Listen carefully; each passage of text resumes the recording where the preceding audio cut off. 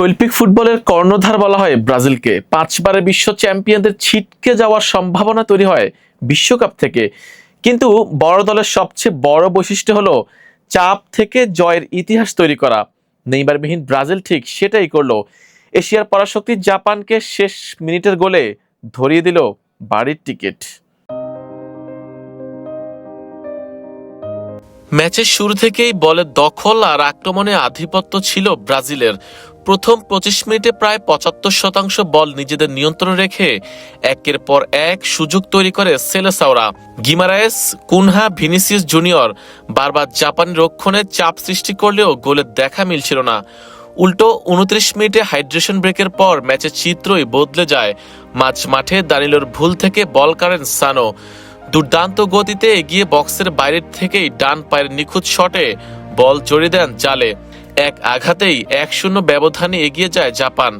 তখনই বিশ্বকাপ থেকে ছিটকে পড়ার শঙ্কা জাগে ব্রাজিলের। গোল হজমের পর সমতায় ফেরার মরিয়া চেষ্টা চালায় ব্রাজিল। পাকেতার ফ্রিকিক থেকে মার্কুইনহোসের হেড, ভিনিসিয়াসের দূরপাল্লার শট, কুনহার প্রচেষ্টা সবই ব্যর্থ করে দেন জাপানের গোলরক্ষক সুজুকি। প্রথমার্ধ শেষ হয় জাপানের 1 গোলে লিড নিয়েই। বিরতির পর বদলে যায় ব্রাজিলের চেহারা। পাকেতার জায়গায় মাঠে নামেন তরুণ এন্দ্রিক। তার আগমনে আরও আক্রমণাত্মক হয়ে ওঠে সেলেসাওরা। 52 মিনিটে গিমারায়েসের হেড দুর্দান্তভাবে ফিরিয়ে দেন সুজুকি। 3 মিনিট পর কাসেমিরোর হেড গোললাইন থেকে ঠেকান তোমিয়াসু। তবে বেশিক্ষণ প্রতিরোধ গড়তে পারেনি জাপান। 56 মিনিটে অবশেষে সমতা ফেরান কাসেমিরো। সমতায় আনা গোলের পর আরো ভয়ঙ্কর হয়ে ওঠে ব্রাজিল। ভিনিসিয়াস জুনিয়রের দুর্দান্ত একক প্রচেষ্টা পোস্টে লেগে ফিরে আসে।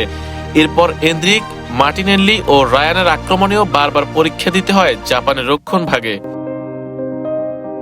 ম্যাচ যত শেষের দিকে গড়াচ্ছিল ততই মনে হচ্ছিল লড়াইটা হয়তো অতিরিক্ত সময়ে যাবে। নির্ধারিত 90 মিনিট শেষে যোগ করা হয় 6 মিনিট।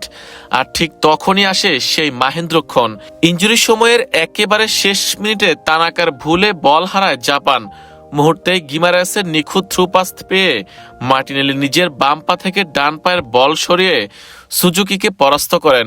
পোস্টে লেগে জালে জড়িয়ে যায় বল।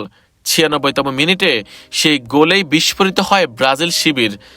শেষ বাঁশি বাজতেই 2-1 ব্যবধানে জয় নিশ্চিত করে ব্রাজিল। প্রথমার্ধে পিছিয়ে থেকেও অসাধারণ প্রত্যাবর্তনের গল্প লিখে সেলেসাওরা জায়গা করে নেয় শেষ 16-য়। আর ম্যাচের নায়ক হয়ে থাকেন গ্যাব্রিয়েল মার্টিনেল্লি, যা শেষ মুহূর্তের গোল স্মরণীয় হয়ে থাকবে দীর্ঘদিন ধরে। আরিফুল ইসলাম, ইয়ান স্পোর্টস।